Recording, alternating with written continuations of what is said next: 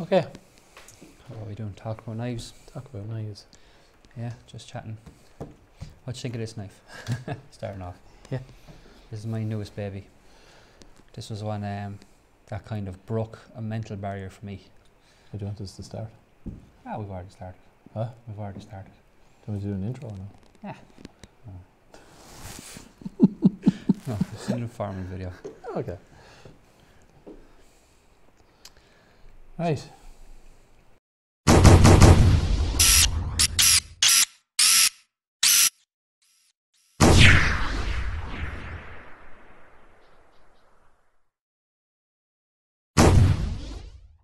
What's that, Jay? What's that? That is a Bark River Shiny Mountain Boy with the original Bark River handle. What do you think? The original Bark River handle. Yeah, so there's a lot of Let's change them.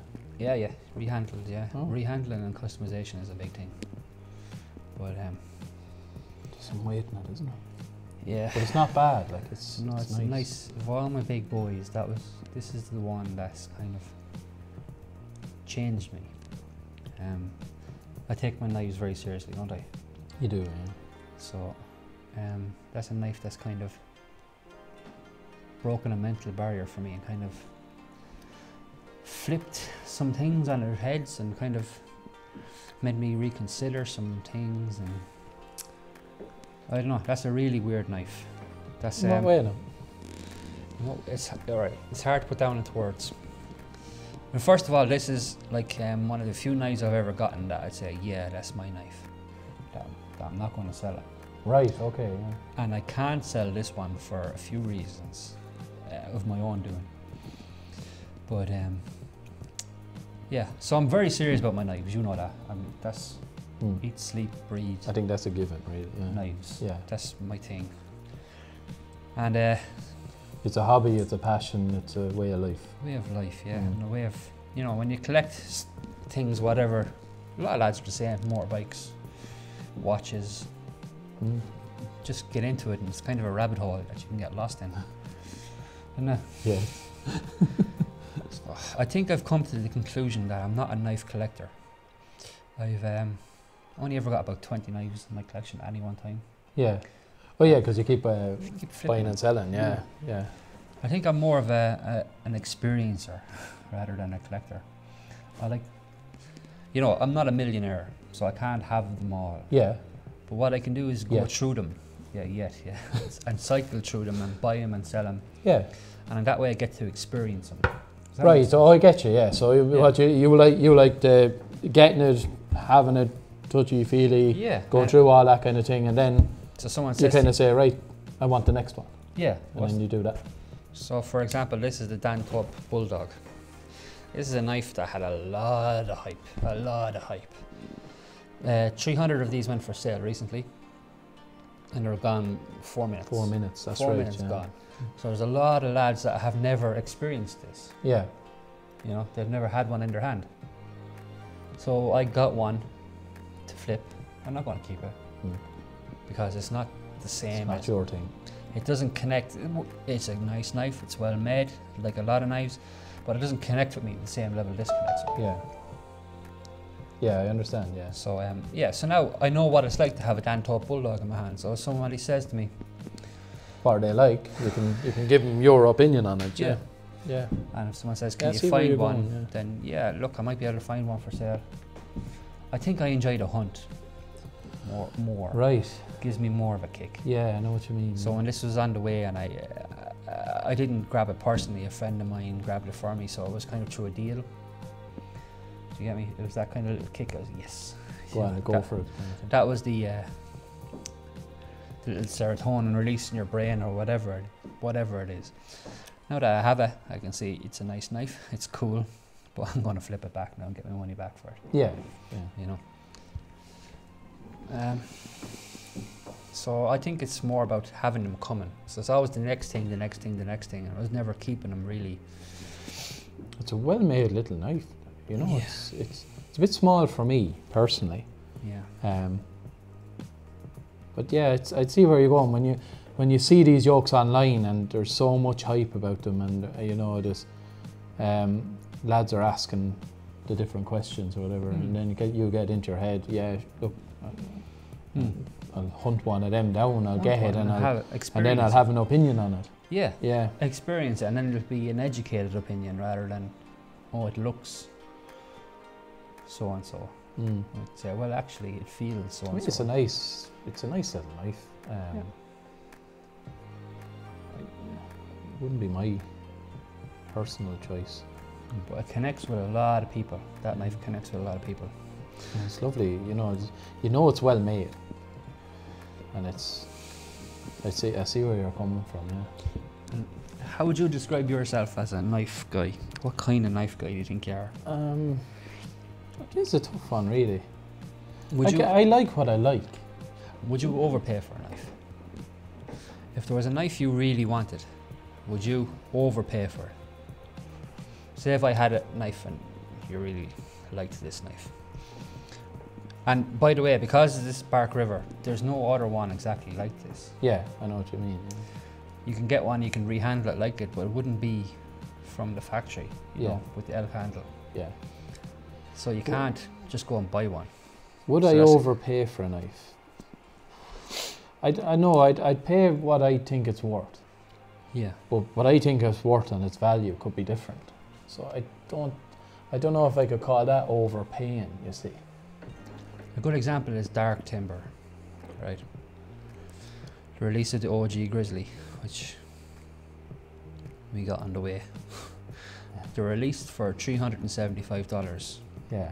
And then guys are paying $7,000, $8,000, $9,000 for them.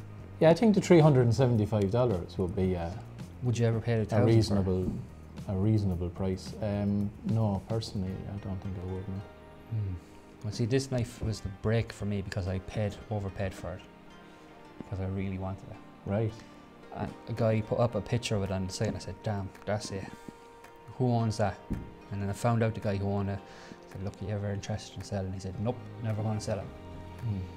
So I made him an offer. I said, "Well, you said you'd never sell it. How about this?" And then he said, "Let me think about it." Then got a message back, "Yeah, okay, I'll sell it." Right. I can't say how much and what's for because that's part of the deal. It was a private deal. You coveted it. I coveted this knife, yeah. And turns out, luckily for me, it was what I expected, and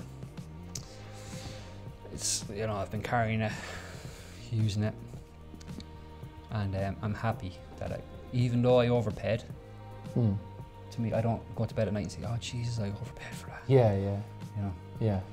You're happy with your purchase. I'm happy with my purchase. I don't have buyer's remorse. And another thing, because I overpaid for this, I'll never be able to get back what I put into it. Right. So basically, that makes this knife unsellable for me. But you're happy with that? Yeah. You see, that's the difference. That's a positive. Yeah.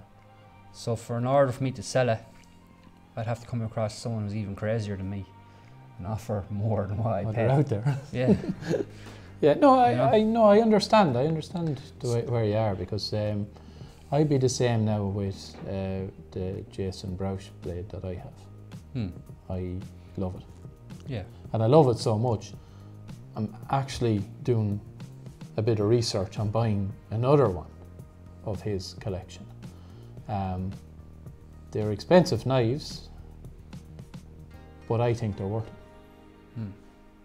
You know, I personally think they're worth it. But again, paying over the odds for it, I don't know if I go down that rabbit hole. Yeah. It's a weird one. Well, that's the one that broke that barrier for me, and made me kind of move on to only buying stuff from now on that I can keep, that I'm going to justify and keep. So it's going to be a lot fewer knives than what I'm used to. Right. So you're going to start collecting? Yeah, I'm going to start being a collector rather than just an experiencer. I am surprised. I know you a long time now, and it's I can't remember anything that you wanted to hold on to. Yeah. Always at the start. Don't get me wrong. It's always like when you get it, it's, you know, this is gorgeous, blah, blah, blah. And I say, would you sell it? No. Yeah. And then a couple of weeks later, a couple of months later, it's, you know, it's up, it's for sale. It's, you know, and then it's gone. It's going to go, yeah. And it's on to the next thing. Yeah, and I'll be talking to you, and next thing, oh, you have this yoke ordered, and I have that yoke ordered. I was saying that, like, I'm as bad as him. We have knives that we won't get for 5 years. Oh, yeah. And we've ordered knives that we won't get for 5 years. So I can't say I'm innocent on that part. But. And then in 5 years, yeah, if you have to wait 5 years for a knife, are you going to flip it straight away the minute you get it? No. It's hard, isn't it? But I suppose like it's going to be custom made for us, and it's kind of whether we like it or not when it does come, because that's another factor. The problem with these knives is unless you pay way over the odds for them, you can't get a feel for what they're like before you purchase it. Yeah. Isn't it? And it's a kind of it's a gamble in one sense, but it's a gamble that isn't going to pay out for a lot of things. Like a few years ago, Hinderer was the thing, and there was lads paying $1,000 plus for it. Now you can get it for $300 or $400. Wow. So, and there was nothing really special about them except that they were rare, that they came in small numbers. And everyone wanted a Hinderer XM18, and you couldn't have one because I think he only sold to American military, active military, or All right, so someone in service. Yeah, or in the fire department or police. And at that, it was a lottery or something whether you got one. Oh. So then it kind of filtered out into the knife world, and I think that's the way it went. So like a $300 fold knife, we're going for $1,000. But since then now, because of that, he's upped his production, and now they're available to everyone. You can pop online there now and get one. But I wonder, would the original ones be affected by that, or? I don't think so, because they're just all standard. All right. Yeah. So because it's not the fact that they were, even though they were produced before the mass production ish, that wouldn't affect the value. It's just because he's devalued his own name. Yeah, well, he hasn't. He's always produced them at that price. Right. Okay. It's the people. It's like the lads jumping on it in the secondary market. Oh, so I get you. Yeah, I know what you mean. It's the after sale. Yeah. Yeah. I see where you're going. Yeah. Same with Dark Timber. I can see he's going to get more popular. He's going to get more money, and then his production is going to go up. And so he's going to be producing more of these knives. So fast. Because his last drop went in 1.5 minutes or something. Something crazy, yeah. Less than the time it took to refresh the screen anyway, with the slow internet. So if you don't know what a knife drop is, basically a maker will go to a well-known website, knife reseller website, and they'll do a run of knives that they'll drop at a certain date, and that website or whatever will announce it that it's going live on such a day, and make a good bit of hype about it, and let everyone know that this particular knife maker is releasing X amount of knives, and you'll have lads all over the world just waiting on their computer to refresh, and then there could be 30, 40 knives all go live at the one time, and that's it. Then is when they're sold, they're sold. That's it. There's no ifs, ands, buts. There's no browsing. There's no exactly. Yeah. If you wanted, be aware. But they do. Some of them they put up beforehand, don't they? That you can look through them. Yeah, well, some of them don't. The likes of the Bulldog, no. Yeah. Like, you just find the one that you like, click it, and hope no one else has clicked it before you. Yeah. And then it always leads to drama afterwards, which is something I don't like.